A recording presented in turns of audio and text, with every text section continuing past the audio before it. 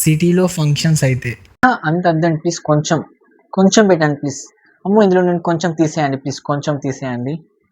అంతేనా, ఇంకొంచెం వేసుకోండి పర్లేదు. అట్లా అని కాదండి, నేను డైటింగ్ చేస్తున్నాను, సో ఇంత తినలేను, ప్లీజ్ కొంచెం తీసేయండి, ఏమనుకోకండి, సారీ. ఓకే. కొంచెం మటన్ వేసుకోండి. నాన్ వెజ్ లేదండి.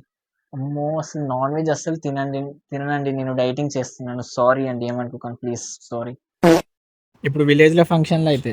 కొంచెం ఏదో నేను ఇంట్లోకి వెళ్ళి వేసినట్టు చెప్తాను, దగ్గర చుట్టానైనా నలిబొక్కే 2-3 ముక్కలే. మూడోసారి కూడా ముక్కలు ఎత్తారండి. వెయ్యిరా. ఏం లొల్లే పెంటావా? అవునే పెద్దబాపు, నేను ఇంట్లో దాన్నా బయట దాన్నా. మూడోసారి అతను ముక్కలేయరా చెప్పండి.